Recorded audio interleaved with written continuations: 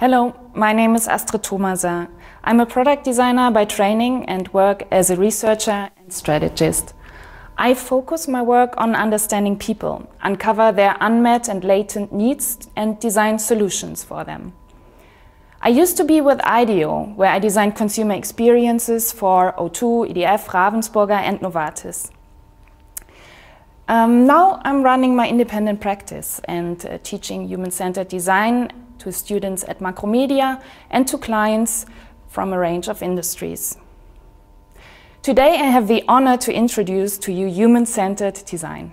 It is closely related to the design thinking process that Thomas Stegmann will tell you more in the upcoming session. I'll provide you with some background knowledge around human-centered design and send you on your way with a couple of design research methods to try out.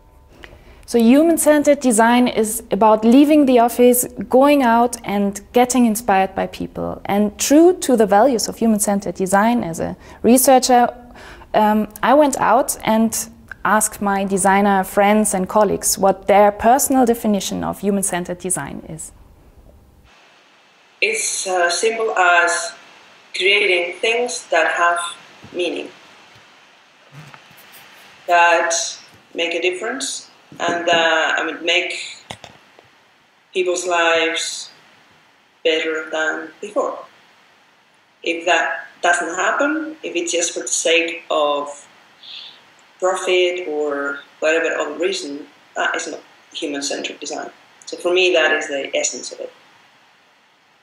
I guess there's a variety of ways to kind of explain what it means, and I think that's what you say. It's something very personal, that it can mean very different things for different people, and also how you approach it and how you think about it. And if you go into the theoretical bit, saying yes, it's the process of how designers I used to work with, opening it up with more ethnographic, kind of more empathy-based approaches, with a bit of touch of the anthropological perspective, combining the things with rapid prototyping and creating process, etc. For me, in a simpler way, I'd say it is just a way of being very open in the way you look at the world. So just being very, very, very lucid and very open-minded and also very empathic about it. So if you try to look at things from a different perspective, and then engaging with them to understand them, why they work or why they don't work, what is different about them, what you can change about them. This is kind of the essence to me about it. Like, how do you approach problems with changing your perspective in a different way, and with shifting that towards what it would mean for different people. It doesn't mean you have to understand everything or the whole world with it, or the whole process, that you can solve everything with it, but just having this radical openness with which is being lost in your everyday job at many times. So like the way you kind of approach the way to solve problems. You start with people. There is some connection to the problem. There is a special engagement with the problem you are trying to solve or the question you are trying to address creatively. You really team up with those people in terms of coming forward with a solution. So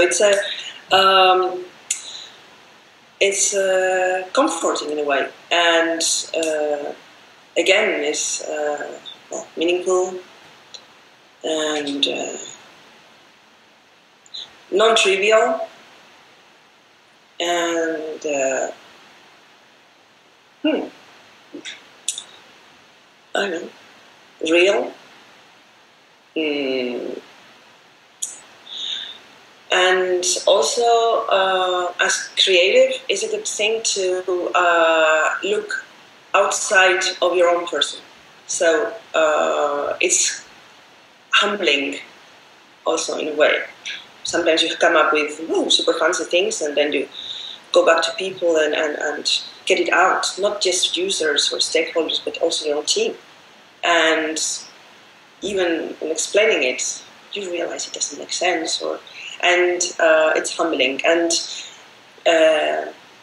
you have to be brave for that, no? For such an anti-ego-centric approach to creation, and that's what human-centric approach is about also. Human-centered design in one word: freedom. It is. You can do whatever you want. No one tells you what to look at, no one tells you where to go, no one tells you what to do. You have an open question normally. You can look at anything you want and you're free to inspire, to kind of envision, to change and to challenge anything you want with any kind of prospect you think is relevant. I guess that what I kind of skipped on purpose was the whole inspiration thing. Everybody says that's a lot about inspiration. Depends on the perspective, but also of course that's a context. So what is design research? Design research is a form of qualitative research, and it's an essential tool to gather inspiration. It's the foundation of the human-centered design process. And what we are looking for is thick data. Tricia Wong, a highly respected tech ethnographer, defines it in her article, thick data needs big data. And big data describes the outcome of quantitative research, often produced through tons of surveys, long questionnaires, and the analysis of enormous data set. So it's great to have that information because it tells you what people are actually doing, like using your website, for example, but it doesn't tell you when they or why they quit and why they actually leave your website. So this is measurable, and this is about sensing. This is about data points, while this is about stories. So through storytelling, we develop empathy and gain new perspectives. To give you an example, imagine you're asked to design a new table. And in this case, it's not about the material or the dimensions of the table only. It's more about, like, how do people actually use this table? Is it used as a home office, or is it mostly used for social gathering? So we are really interested in the why and not just the what. So there are three things to keep in mind. Human-centered design is a creative process to gain empathy and inspiration to create new solutions. Secondly, human-centered design is about putting people in the center of the design process. And the last thing is, human-centered design is not only about what people do, it's about why people are doing something.